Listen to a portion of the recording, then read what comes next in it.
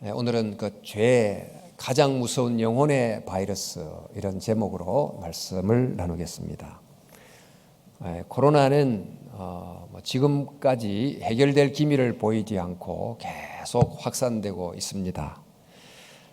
보이지 않기 때문에 위험하고 또 빨리 전염되니까 위험하지만 최근 이 코로나가 계속 변종을 일으키면서 확산되기 때문에 치료제를 만들어도 딱히 또 변종이 있으니까 완전한 답이 아니라고 하는 이런 우울한 뉴스를 받기도 합니다. 앞으로 어떻게 될지 매우 걱정이 되기도 합니다만은, 그러나 이 코로나보다도 훨씬 더 일찍부터 지금까지 사람들의 삶 속에 침투해 들어와서 삶을 파괴하고 심령을 무너뜨리고 이랬던 더 무서운 바이러스가 있었습니다. 바로 죄라고 하는 바이러스입니다. 이 죄라는 바이러스야말로 지금까지 끊임없이 자기를 변형시키면서 다양한 사람들의 삶 속에 침투해 들어가서 사람을 쓰러뜨리고 가정을 무너뜨리고 사회를 병들게 하고 이렇게 되어 있는데, 우리가 아침마다 보는 그 뉴스를 보면 그 뉴스 내용들이 다 죄로 말미암아 어려움을 겪는 사람들, 또 죄로 말미암아 부서진 모습들, 또 죄로 인해서 절규하는 신음소리들, 이런 것들이 뉴스를 통해서 매일같이 우리에게 들리고 있습니다. 이런 이 죄에 대한 그 학문적 분석 내용도 있고, 또 이 죄를 정말 심각한 상황에서 겪었던 체험적 기록들도 많이 있습니다만은, 그 중에 그 스카펙이라고 하는 정신 분석학자가 쓴 거짓의 사람들이라고 하는 고전적 책을 보면 인간의 이런 마음이 얼마나 그 어두움이 깊은가, 이런 것을 많이 깨닫게 해주는 책이고, 또 홀로코스트에서 살아남고는 그때의 기록을 담아 책으로 낸 엘리 위젤이라는 사람이 쓴 그 밤이라는 글을 보면 인간이 이렇게 정말 비인간적이 될 수 있는가, 이제 그런 생각도 하게 해줍니다. 근데 그 중에 엘리 위젤이 쓴 글 중에 이런 내용이 있어요. 심오한 측면에서 보자면 인간은 죄의 집행자, 희생자, 방관자이다. 그뿐 아니라 인간은 자기 안에 이 셋 모두를 가지고 있다. 사실 우리는 피해자이면서도 가해자고 이런 게 막 뒤섞여 있는 그런 복잡한 세상을 살고 있지 않습니까? 또 신학자 다니엘 밀리올이라는 사람은 자기의 책에서 쓰기를, 우리는 합리적이면서도 불합리하며 문명적이면서도 야만적이며 친밀한 우정을 맺으면서도 살인할 정도의 적대관계를 맺으며 자유로우면서도 구속되어 있고 창조세계의 절정이면서도 가장 큰 위험이다. 우리는 렘브란트와 같으면서도 히틀러와 같고 모차르트와 같으면서도 스탈린과 같고 안티고네와 같으면서도 맥베스 부인과 같고 룻과 같으면서도 이세벨과 같다. 이렇게 쓰기도 했어요. 어떤 한 시인은 그의 시 속에 세계의 악이 공기처럼 떠다니는 시대, 선악의 경계가 정발되어 버린 시대, 더 나쁜 악과 덜 나쁜 악이 경쟁하는 시대, 옳음도 거짓도 다수결로 작동하는 시대, 이런 식구도 있습니다. 하여튼 이런 죄의 문제, 또 죄의 심각성에 관한 여러 글들, 성찰들이 많습니다. 그러나 죄에 대해서, 또 죄의 심각성에 대해서 가장 많이 이야기하고 있는 책이 있습니다. 바로 성경입니다. 성경은 창세기부터 요한계시록까지 죄에 관한 이야기가 얼마나 많은지 모릅니다. 그 중에 몇 구절만 좀 인용하자면, 다 치우쳤으며 함께 더러운 자가 되고 선을 행하는 자가 없으니 하나도 없도다. 또 시편에 주의 목전에는 의로운 인생이 하나도 없나이다. 기록된 바 의인은 없나니 하나도 없으며 모든 사람이 죄를 범하였음에 하나님의 영광에 이르지 못하더니, 만일 우리가 죄 없다 하면 스스로 서로를 속이고 또 진리가 우리 속에 있지 아니할 것이요 만일 우리가 범죄하지 아니하였다 하면 하나님을 거짓말하는 자로 만드는 것이니. 이런 이제 구절들을 보면 이 죄에 대한 문제 또 심각성을 우리에게 이렇게 말씀해 주고 있는데, 사실 이 죄는 우리가 생각하는 것보다도 훨씬 더 치명적이고 훨씬 더 심각합니다. 또 우리가 아는 것보다도 훨씬 엄밀하고 교묘합니다. 우리는 드러난 면만 주로 보지만 사실 드러나지 않는 이 거대한 뿌리가 있기 때문에 이 뿌리를 보지 않는 한은 죄를 모른다, 이렇게 말할 수 있을 정도이지요. 또 사실 뿌리를 손대야만 죄의 문제를 해결할 수 있지만 그 누구도 이 죄의 뿌리를 제대로 손대고 해결할 사람이 아무도 없습니다. 이 죄는 인간을 숙주로 삼아서 70억 인간을 숙주로 삼아 계속해서 감염되고 전염되고 하다 보니까 이런 죄의 확산율이 떨어지지 않고 더 심해지고 있는 형편입니다. 이렇게 볼 때 우리가 이제 코로나 바이러스를 두고 긴장하고 주의하고 그러지만 사실은 이 영혼의 바이러스, 죄에 대해서는 더 긴장하고 더 주의해야 마땅합니다. 그러나 이 죄의 심각성을 사실 잘 모르기 때문에 또 겉으로 난 일부 현상만을 보고 막 큰 문제가 되는 사람은 재판하고 또 감옥에 보내고 이런 정도로 할 뿐이지 죄의 문제를 제대로 다루는 경우가 없이 세상이 흘러가고 있어요. 정말 죄가 뭔가, 어떤 심각성을 갖고 있는가. 그래서 오늘 이 문제를 좀 간단히 좀 보려고 합니다만은, 이 죄가 뭡니까? 죄하면 제일 먼저 드는 생각은 죄는 법을 어기는 거다, 그 생각이 드시죠. 죄는 법을 어기는 행동이다. 그래요, 죄는 법을 어기는 거죠. 그래서 에덴 동산에서 아담 하와가 선악과를 따 먹습니다. 이것은 단순히 열매 하나 먹었다는 게 아니고 하나님이 금한 법을 어긴 거죠. 그래서 이제 죄를 두고 성경은 죄는 불법이다 이렇게 말했는데, 이 불법이다라고 하는 요한 1서 3장 4절 이 말씀의 원어가 아노미아라는 거예요.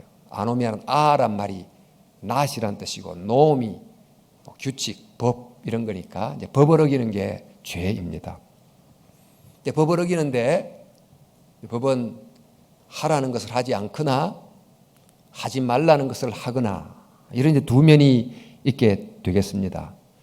근데 성경은 사실 이런 단순한 법조문 위반 이런 정도로 죄를 분석하지는 않고요.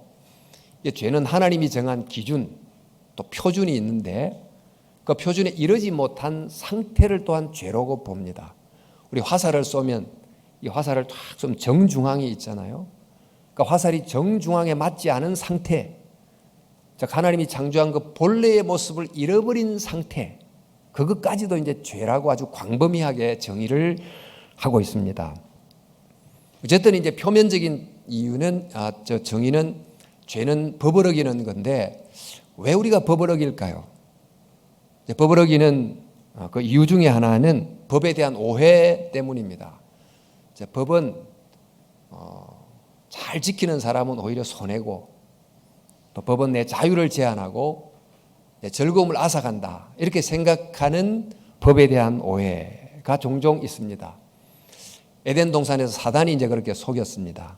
하나님이 선악과 먹지 말라 했던 이유는 겉으로는 너희를 위한 것 같지만 사실은 너희들에게 자유를 박탈하기 위한 의도가 있고 너희를 하나님처럼 되지 못하게 하려는 속임수가 그 속에 있다, 이렇게 사단이 속였습니다.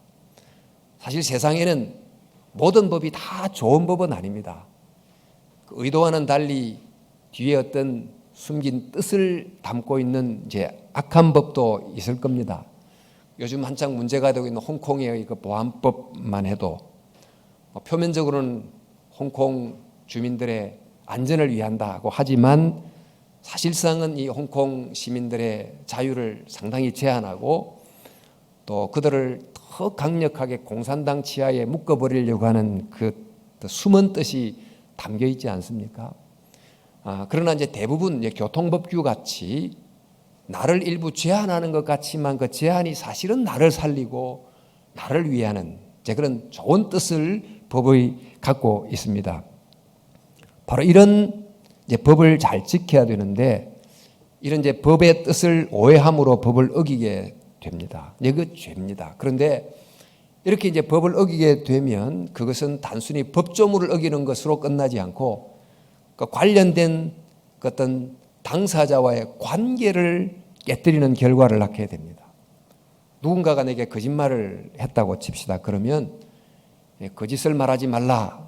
이런 이제 법도 어기는 것이지만 나와의 그와의 관계가 깨어져서 그게 밝혀지면 그 사람과 나는 이전의 관계가 안 되는 거죠. 관계가 깨져 버리니까.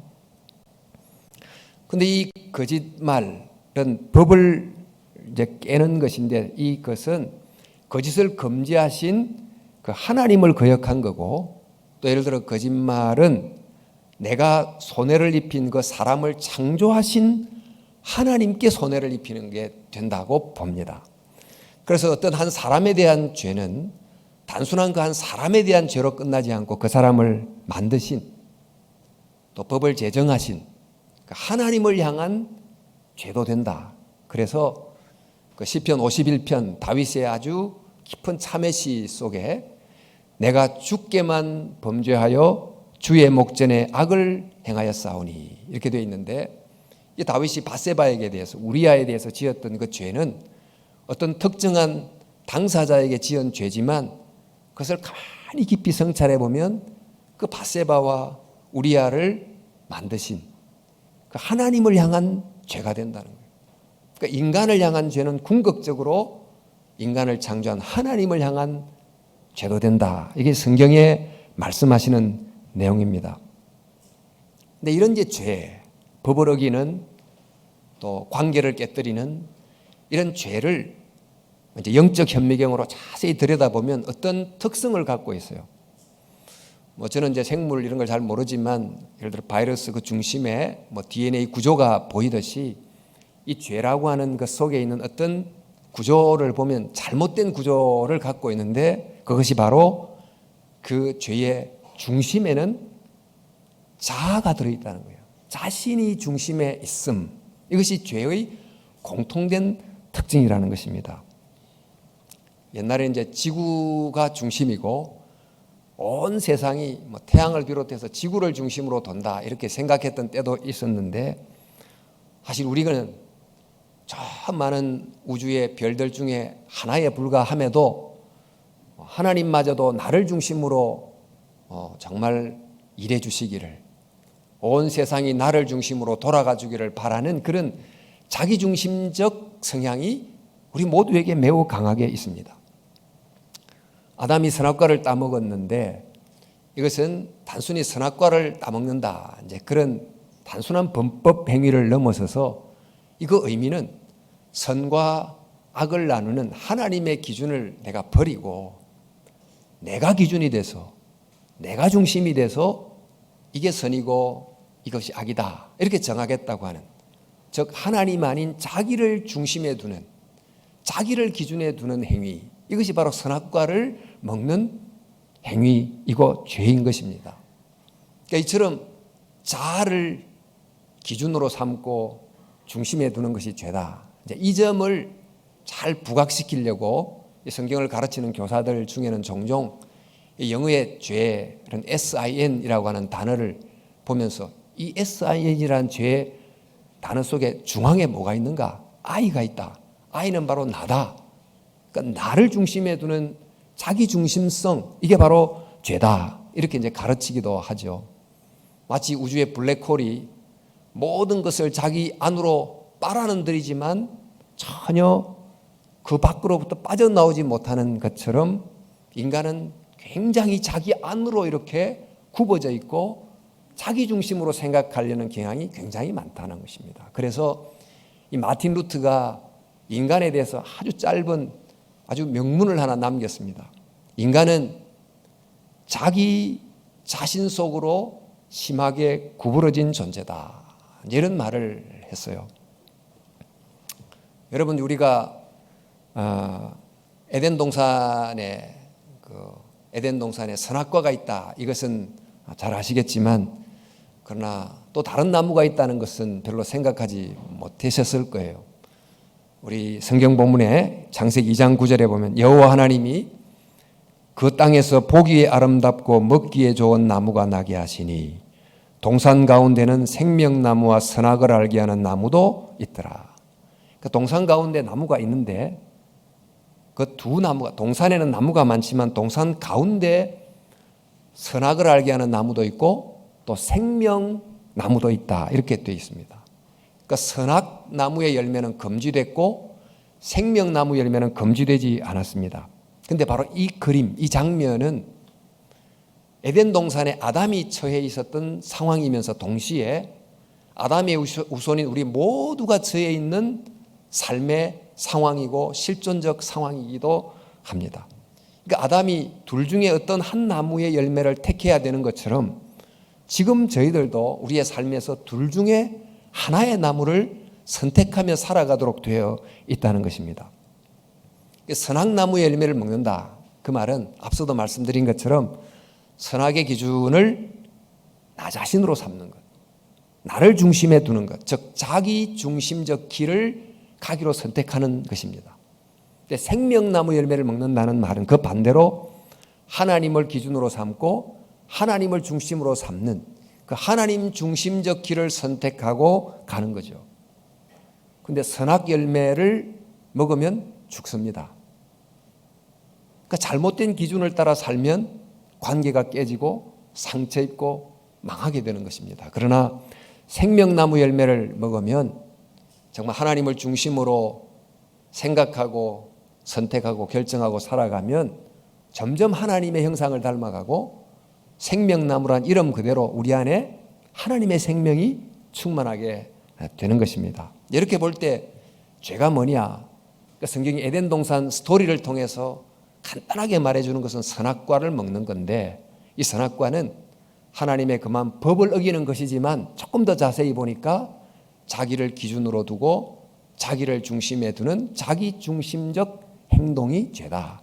이걸 우리에게 이제 알려줍니다. 그런데 여러분, 이런 죄, 그러니까 법을 깨뜨리고 관계를 깨뜨리는 이런 죄를 지었다 하더라도 이것이 잘못된 줄로 생각하고 돌이키게 되면 비록 죄로 인한 아픔은 좀 있었지만 회복이 돼요. 관계도 복원이 됩니다. 그런데 문제는 돌이키지 않고 그대로 있다면, 선과 악을 나누는 구분 기준을 그대로 가지고 삶에 적용하고 또 관계에 적용하고 타인에게 적용하고 이렇게 이제 살게 되면 어떻게 될까요? 이 구분 잣대를 버리지 않고 계속 살게 되면 어떻게 되는가? 우리 시편 1편 1절, 우리 암송도 하시겠는데, 복 있는 사람은 악인의 꾀를 따르지 아니하며 죄인의 길에 서지 아니하며, 이렇게 이제 시작이 되는 시편 1편 1절 말씀에 보면 어떤 악인의 꾀를 따르지 아니하며 이렇게 되어 있는데, 먼저 죄가 이제 악인의 꾀를 따름으로 시작해요. 악인의 꾀를 따랐지만 잘못됐다고 돌이키면 되는데 돌이키지 않고 죄인들의 길에 서 있습니다. 따르다가 그게 그대로 서 있어요. 그 죄인의 길에 머물러 있게 된다는 것입니다. 다시 말해서 이 구분 기준을 버리지 않고 그대로 갖고 있다는 뜻입니다. 그럼 이제 이 바른 길이 아님에도 불구하고 10명 중에 한두 사람이 그런 길로 가면 저건 그런 길이구나 생각하지만 10명 중에 9명이 그 길로 가면 그래, 저 길이 맞는 것 같아 하고서 판단력이 확 바뀌게 됩니다. 지금 우리가 사는 이 세상은, 이 세상의 중심은 인간이다. 그리고 우리가 각자 내 인생이란 배가 있는데 이 배를 항해하는 이 배의 캡틴은 바로 나다. 이렇게 생각하면 모두가 다 그게 맞지, 그게 정답이지, 이렇게 생각하는 세상에서 살고 있어요.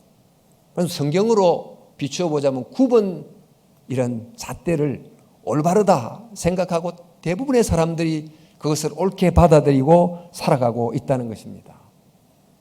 그러니까 중심이 아닌 것을 중심으로 삼고 있고 그릇된 관계를 바른 관계로 여기며 살아가는 이런 영적 착시 현상을 겪으며 살아가는 것입니다.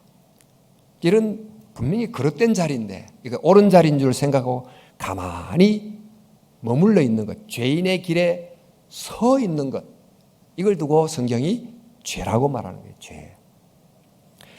자, 이렇게 이 죄인의 길에 계속 서 있다 보면, 또 그릇된 관계에 머물다 보면 이 9번 잣대를 사용하는 것이 옳다고 여기는 이 잘못된 것이 점점 구조화가 됩니다. 우리 죄라고 하는 이 한자어를 풀 때 죄가 풀 때 이제 넉사자로도 보지만 그물망의 안일비자로도 푼다고 합니다. 다시 말해서 이 죄라는 것은 잘못된 상태에 이렇게 그물로 묶여버린 상태에 있는 것, 이걸 죄라고 보는 거지요. 이처럼 그릇된 상태에 묶여 있게 되면 자연스럽게 잘못을 선택하기가 더 쉬워지고, 또 죄를 짓는데 죄를 죄라고 별로 생각지 않고 죄를 짓게 된다는 것입니다. 지금 미국에서 한창 문제가 되고 있는 백인 우월주의를 한번 생각해 보시면, 백인이 더 우월하다라고 하는 이 그릇된 잣대를 기준으로 사람을 평가하고 사회를 또 재고 이렇게 합니다. 그런데 이 잣대를 고치지 않으면 어떻게 됩니까? 미국이 차별 사회가 되고 흑인의 생명은 중요하지 않다, 이런 세상이 되지 않겠습니까? 바로 이런 잘못된 잣대가 계속 장기화가 되면 그 백인들은 특별히 악한 마음을 갖지 않은데도 자기도 모르게 그냥 이 그릇된 방식으로 자연스럽게 행동하기가 점점 쉬워지는 거죠. 이런 잘못된 상태를 그대로 두는 것이 또 죄입니다. 여러분, 중국은 시진핑 이후에 종교에 대한 좀 탄압이 많이 세졌다고 하는데, 그 허난성 지역에 또 교회당이 많이 또 파괴가 됐다고도 하고, 또 예배에 우리가 사도신경을 고백하듯 10계명을 쭉 고백하기도 하는 그 시간에 시진핑 추석 연설로 그걸 대체하라, 이런 압박도 받는다고 합니다. 또 이제 가톨릭은 주교를 바티칸에서 임명을 하는데 공산당이 임명하고 바티칸은 추인하고 이런 쪽으로 지금 결정이 됐다는 뉴스도 봤습니다. 개인도 교회도 결국 당을 위할 때만 존재 가치가 있다, 이렇게 생각하는, 바로 그 당을 최고의 자리에 두는 이 9번 기준을 그대로 고치지 않고 이게 옳다 이렇게 계속 주장하면 어떻게 될까요? 당을 위한다면 뉴스 이 부분은 삭제해도 되고, 당을 위한다면 개인의 자유를 제한해도 되고, 당을 위한다면 때로에 따라 인권은 침해돼도 된다. 이런 잘못된 상황이 정상적인 것처럼 여겨지는 일종의 정신적 쇠뇌가 일어날 수도 충분히 있을 겁니다. 건물을 지을 때 여러분, 그 수직 다림줄이 굉장히 중요하잖아요. 정확한 이 수직이 굉장히 중요한데, 이 수직이 삐뚤어지면 수평이 다 어긋나져 가지고 절대로 건물을 높이 지을 수가 없습니다. 이와 마찬가지로 정말 잘못된 잣대, 비뚤어진 다림줄을 근거로 사회를 세우고 삶을 건축하고 그러면 그 삶, 그 사회는 절대 건강한 사회, 대부분의 사람들이 행복하게 사는 사회는 될 수가 없을 겁니다. 우리가 오늘 읽었던 로마서 말씀, 모든 사람이 죄를 범하였으며 하나님의 영광에 이르지 못하더니, 이 말씀은 이 죄라는 것이 범법도 되지만은 앞서 말씀드린 9번 기준을 갖고 있음, 그릇된 중심을 중심으로 여김, 이렇게 하면 절대로 하나님이 창조하셨을 때 그 아름다움, 그 영광에 이룰 수 없다는 거예요. 아무리 경제를 개발하고 아무리 공장을 돌리고 그렇게 한다 할지라도 하나님이 원래 인간을 창조하셨을 때 가졌던 그 아름다운 삶의 모습에 절대로 이룰 수 없다. 그게 바로 죄는 하나님의 영광에 이르지 못하게 한다 하는 말씀의 뜻입니다. 이렇게 볼 때 죄가 뭔가? 죄는 법을 어기고 바른 관계를 깨뜨리는 행동이면서 더 나아가서 그 깨뜨려진 잘못된 관계를 떠나지 않고 계속 머무는 것이 죄다. 이렇게 이제 볼 수 있습니다. 그런데 여러분, 성경이 말하는 죄는 그보다 한 걸음 더 들어갑니다. 우리가 죄를 범합니다. 또 관계가 깨집니다. 그리고 깨어진 관계에 계속 머물게 됩니다. 그러면 더 심각한 상태가 생겨요. 그게 무슨 상태냐? 우리 시편 1편 1절 한 번 더 보면 복 있는 사람은 악인들의 꾀를 따르지 아니하며 죄인들의 길에 서지 아니하며, 그 다음이 어떻게 되죠? 오만한 자의 자리에 앉지 아니하며, 이렇게 되죠. 그러니까 죄의 단계가 첫 번째는 악인의 꾀를 따릅니다. 따르다가도 돌이킬 수 있는 지금 가능성이 있는데, 두 번째 단계는 돌이키지 않고 그 자리에 섭니다. 죄인의 길에 섭니다. 세 번째 단계는 섰다가도 그래도 여지가 있는데 이제 세 번째 단계는 안 섭니다. 오만한 자의 자리에 앉아버려요. 정착해버려요. 이 죄의 자리에 앉는다, 이 말은 이 자리가 편안하다, 뭐 그런 뜻이 되겠죠. 이 죄의 자리가 편안하게 됐다, 이 말은 바꾸어 말하면 내면이 죄에 의해서 정복됐다, 이런 뜻이기도 해요. 내 생각이 이미 죄에 의해서 사로잡혔다. 나는 지금 죄라고 하는 어떤 악한 세력에 의해서 붙잡혀 있다, 이런 뜻이 되는 것입니다. 내가 행위 주체자가 돼서 죄를 짓습니다. 그러면 그 죄 때문에 내가 죄책감을 가지고 양심이 고통을 받는데, 그 양심이 적어도 고통을 받는다고 하는 것은 아직 가능성이 있는 거고 살아있다는 뜻입니다. 그러나 죄가 완전히 구조화된 세상 속에 살면, 그러면 남들이 다 그렇게 하니까 나도 하면 양심의 가책마저 다 없어집니다. 그런데 아예 죄가 내 안에 들어와서 나를 지배하게 되면, 이전에는 내가 약해서 죄를 짓고 부족해서 죄를 지었지만 이제는 내 안의 본성이 이끌어가는 대로 자연스럽게 죄를 지어버리는 거예요. 내 의지가 완전히 죄로 굽어져 버리는 상태가 되는 것입니다. 그래서 사도 바울이 이제 로마서 7장에 고백하기를 이런 고백을 했어요. 이제는 그것을 행하는 자가 내가 아니요, 그것은 죄입니다. 죄를 행하는 자가 내가 아니요 내 속에 거하는 죄니라. 내 속 곧 내 육신에 선한 것이 거하지 아니하는 줄을 아노니 원함은 내게 있으나 선을 행하는 것은 없노라. 내가 원하는 바 선은 행하지 않고 도리어 원하지 않은 바 악을 행하는도다. 만일 내가 원하지 아니하는 그것을 하면 이를 행하는 자가 내가 아니요 내 속에 거하는 죄니라. 이 성경에 내 속에 거하는 죄가 두 번 나옵니다. 지금 내가 주체자로 내가 내 안에 있습니다. 그런데 내 안에 나를 붙들어매는, 내가 정상적으로 행동하지 못하도록 나를 완전히 결박해버리고 나를 오히려 지배하는 내 안에 또 다른 무언가가 있다는 거예요. 그게 바로 내 속에 있는 죄라는 것입니다. 그러니까 죄가 뭐냐? 죄는 내가 행위 주체자로서 하나의 법을 어기는 범법이기도 하지만, 더 나아가서 죄는 이게 누적되면서 이 잘못된 환경 속에 갇히는 것이기도 하고, 더 나아가서 내 안에 지배하는 어떤 세력, 통치, 이게 곧 죄라는 것입니다. 죄는 처음에 하나님을 부인함으로 시작해요. 하나님의 주되심을 거부함으로 시작했는데 결과는 하나님이 아닌 죄, 사단의 종으로 결말을 맺습니다.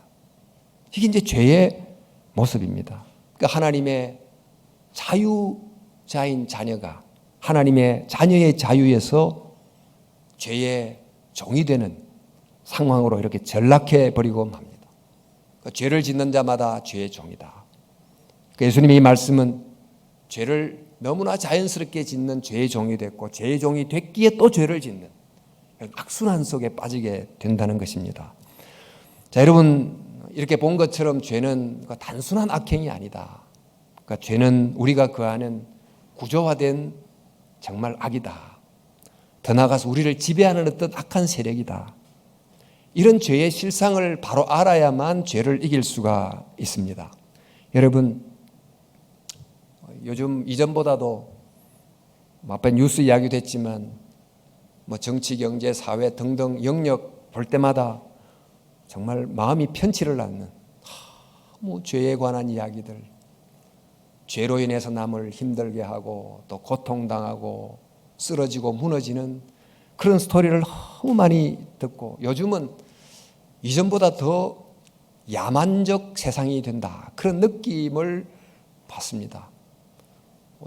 그나마 세계 최고 지도자들이 교양 있게 행해도 쉽지 않을 판에 왜 이렇게 행하나, 이런 생각이 들 정도로 굉장히 혼란한 사회가 되어가고 있는데, 이런 세상 끝 저변에는 결국 뭐가 있는가?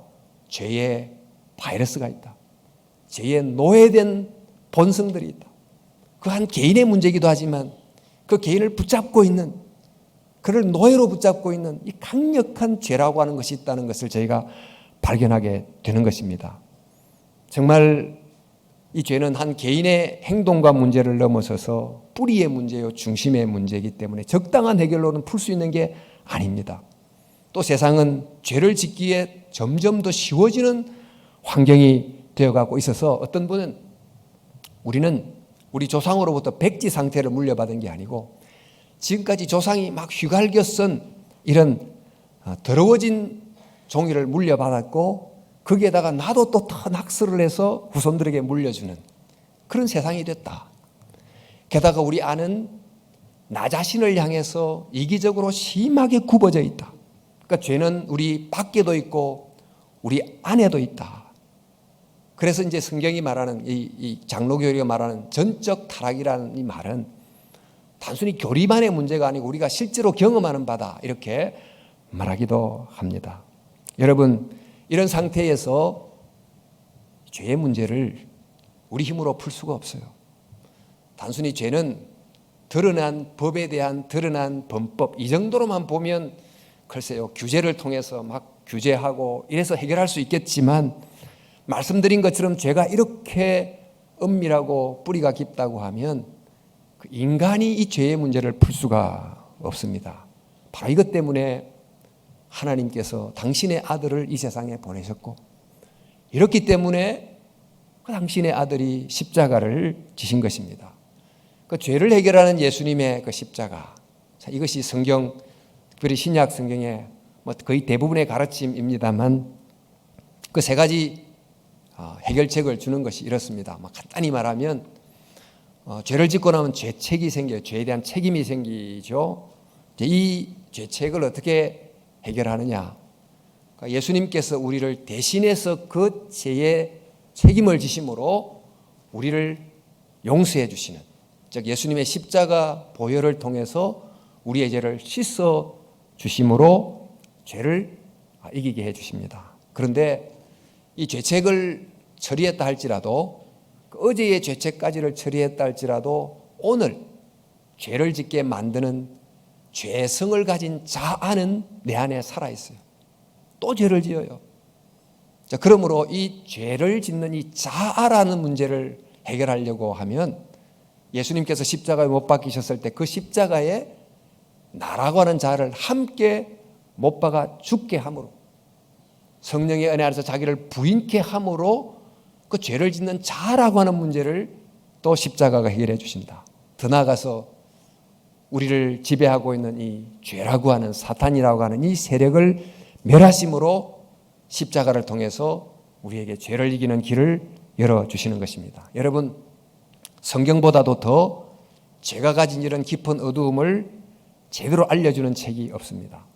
성경이야말로 우리 죄라고 하는 질병을 정확하게 드러내주는 가장 뛰어난 MRI가 되고 가장 정말 정교한 CT 촬영기가 됩니다. 이 죄의 문제를 정확하게 알려줄 뿐만 아니고 이 문제를 해결해주는 진정한 의사 대신 예수 그리스도께로 우리를 인도해 주시는 것입니다. 갈수록 죄가 더 준동하는 이 야만의 시대를 살아가면서 죄가 더욱 기성을 부림으로 수많은 사람들이 병들어가고 쓰러져가는 이 세상 속에서 죄를 정확하게 밝혀주는 성경의 빛이 필요하기 때문에 저와 여러분이 정말 성경의 현미경으로 우리를 잘 살필 수 있어야 되겠습니다. 뿐만 아니고 매일같이 우리의 의사 되신 예수님께로 다가가서 나의 죄를 십자가의 보혈로 씻고 또 나의 죄의 성을 가진 자아를 십자가에 못 박고 사단을 이기신 예수님의 승리를 붙잡고 매일 살아감으로 비록 지금 코로나 때문에 세상 모두가 다 어렵고 힘들고 하지만 예수님의 십자가 은혜로 정말 영적 건강을 유지하면서 이 어려운 시대를 그래도 주의 은혜 아래 승리하며 살아가는 저와 여러분들이 다 될 수 있기를 주 예수님의 이름으로 축원합니다. 우리 함께 기도하겠습니다.